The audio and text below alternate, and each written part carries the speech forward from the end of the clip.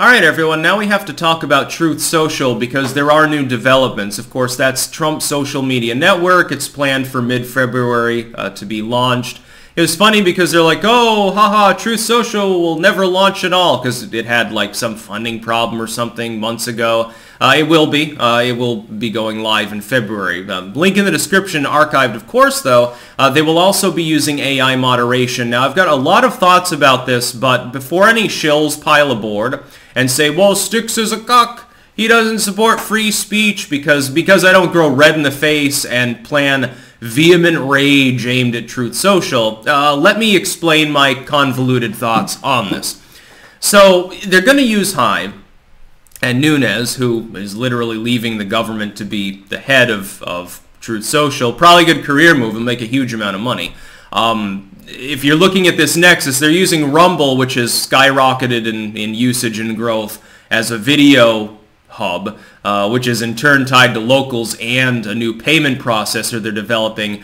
This is going to be a multi-billion-dollar endeavor that will draw in a huge number of people. I expect the site to succeed. Some people are saying, well, Truth Social's dead. Let me explain why that's probably not the case. The justification behind using moderation of content, porn and stuff. Porn is mentioned, harassment, and then hate speech. And of course, there's no such thing, and I'll get into the malleability of these terms, and that's probably the biggest mire, potentially, that their site could be walking into. I have hope. I will still get on the site and use it, but if it turns out to be a mess of censorship, I'll probably get back off, because of course then it defeats the fucking point, and you might as well just use Parler or Getter at that point. Similar in design. Facebook, by the way, rolling out new AI usage, so they'll be purging more people off their site. It's a perfect time for more alternatives to spring up. Here's the thing. This is what they said.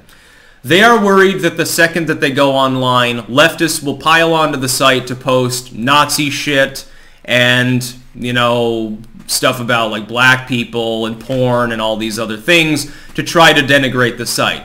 They're not wrong. This has already happened multiple times. Half of the people that you see doing the whitest nationalist thing on BitChute comment sections are leftoids.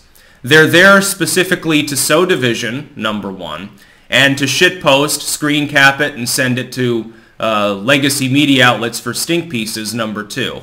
This has happened with Gab. It's happened with BitChute. It happened with Odyssey and Library forked before that. It happened with Rumble. It's happened with Locals. It's happened with Telegram. It's happened with Subscribestar. It's the laundry's mines. Every single one of them. It happens over and over again. The problem is that this then justifies the echo chamber mentality. Now, the real echo chamber is Twitter. The real echo chamber is Facebook. They're degrading over time. But the perception of the average conservative is, hey, I'm not going to get on Gab because they're constantly talking about Jews. I'm not going to get on BitChute because there's a bunch of Nazi shit there. And so these sites are held back almost by the purism. Now, I enjoy that aspect. It allows me to speak frankly. I don't police my words, and I don't have to worry about it. But if you're trying to use a mainline site that is clearly in part meant to promulgate Trump 2024, you got to have mainline conservatives aboard. And here's the other thing. Here's the other reason why I think Truth Social succeeds despite this. And again, I think it's regrettable, and I'll get into the malleability of terms because, again, shills aside, there's a big meaning behind the term pornography or sexual content. Hate speech. What constitutes bullying? I'll get into that in a moment, but here's why I think it works. Conservatives disproportionately believe big tech is basically a step away from banning them at any time because they made a topical comment about Elizabeth Warren's vagina. This is not true, but they perceive it as that way. If all those mainline conservatives think, hey, you know, all the stuff I want to see, I'm being abused and I'm hated by Zuckerberg and by Dorsey, well, it used to be Dorsey, now it's someone else, they'll get on Truth Social.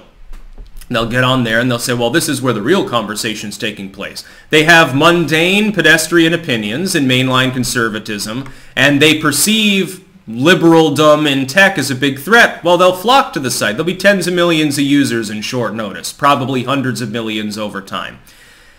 At some point, and I pointed this out days ago in a separate video. The leftoids will need to go to Truth Social and similar sites because they'll run out of things to be offended by. Part of their MO, part of their personality disorder is being offended. Once that happens, it'll drain Facebook. It'll drain sites like Twitter.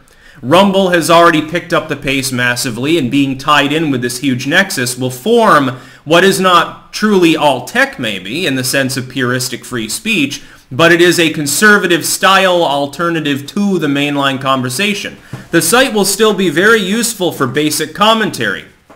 Right now, and I have to be careful how I say this because, of course, this video is on YouTube as well. Right now, you cannot have a frank discussion about certain political and medical topics on YouTube, on Twitter, on Facebook. They have banned that conversation from happening.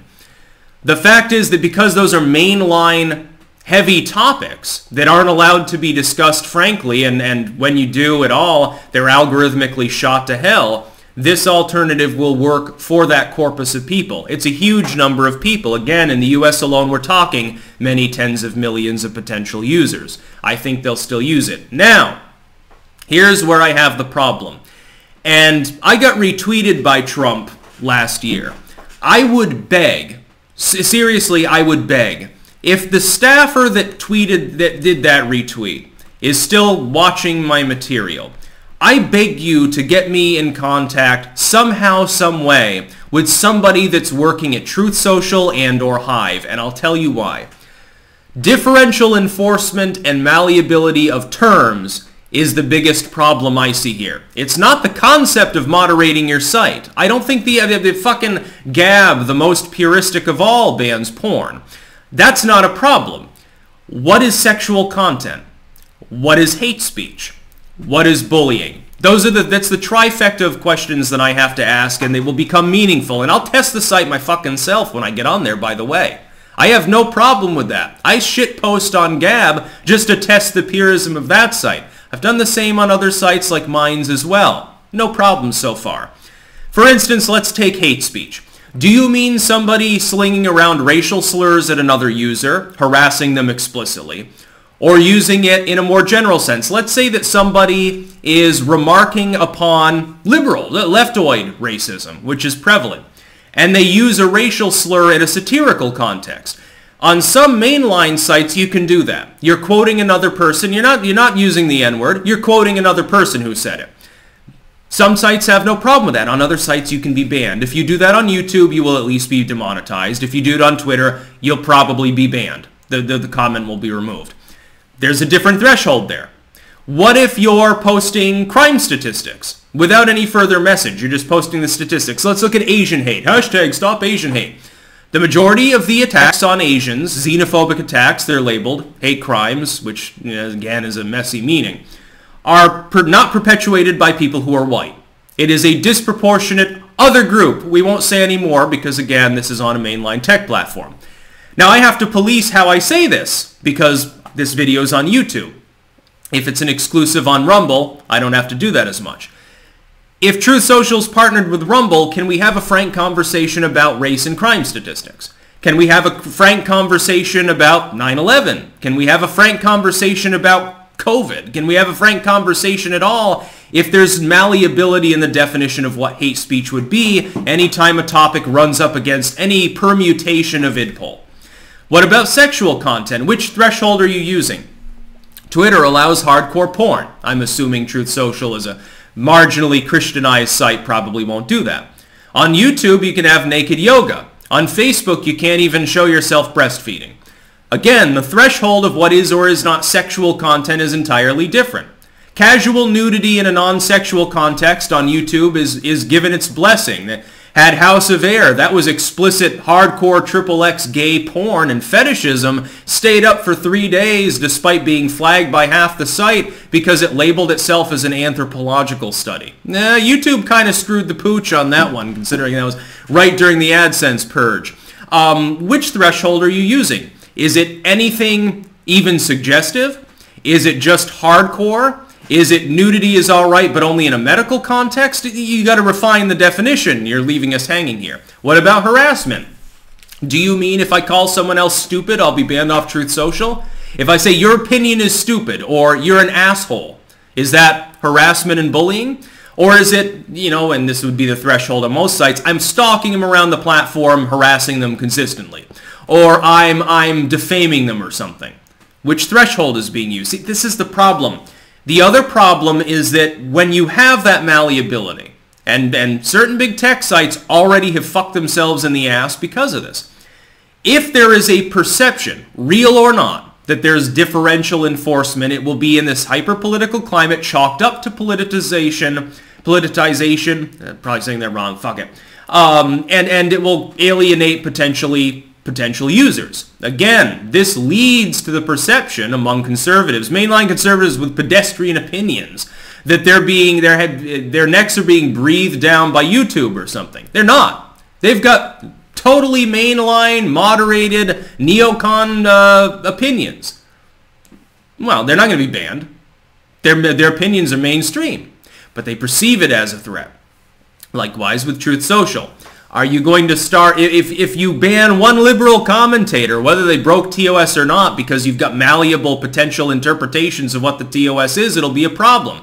They'll do a stink piece and say, look, Truth Social has become a far-right extremist network that's unfriendly towards any criticism. And then you'll have the cringe master leftoids will make, you know, sensitive right-winger memes and stuff. Oh, you're triggered, chud, and, you know, stupid shit like that. What about memes? The ADL thinks Pepe is a hate symbol. Can I post Pepe on Truth Social? See, these are the questions that have to be answered and should be answered before the site goes live. I don't have a problem with moderation. Look, every other site does, especially for the porn side of things and for spam. Nobody cares if you moderate spam and bots and porn. Nobody cares. The harassment and hate speech things need to be more refined, though. And also, for people out there who would take up the puristic line, well, that means it's not a free speech network. Okay. Neither is YouTube. I use that. Nobody has a problem with the fact that I do. With the exception of a few shills that wish that I would cut off my nose to spite my face and stop appealing to people to use new tech sites by using the old tech site to advertise it. See, I understand strategy. Some people apparently don't. With other things. There are already free speech networks. You can go on Gab and post anything other than porn. If you want to post the porn, I guess you have to use Twitter, which is the really odd thing. Twitter, where you're not allowed to use the R word, but you are allowed to post like gangbang bukkake. It's a very, very strange site. They know where their money is coming from, I guess. The infantilization of the public. So I will still be, to be clear, I will still get on Truth Social. I will make an account. I will dicker around on the site. I'll use it. I'll see how it works, figure it out, see what kind of audience is generated. But I will be paying attention to any potential purges of users, including the ever-present groypers and other people that will show up specifically to get banned in order to complain. I realize that'll happen too, and they'll complain about censorship as though they've been disappeared. But if it's too censored, like, I mean, if like Dave Cullen gets on the site and gets kicked off, it's like sort of the writing will be on the wall. It'll be a place basically for campaign-style politics, mainline politics, with only a slight edginess to the discourse. If they were to add profanity to their list of things that they're going to moderate, I wouldn't be able to use the site at all. Thankfully, so far, very, very few tech sites actually give a shit if you say fuck. That's because the internet's gotten older. It used to be mostly kids were using it, and that was the golden age because they wanted edgy shit. Now YouTube is like a bunch of old people. That's about all. Peace out.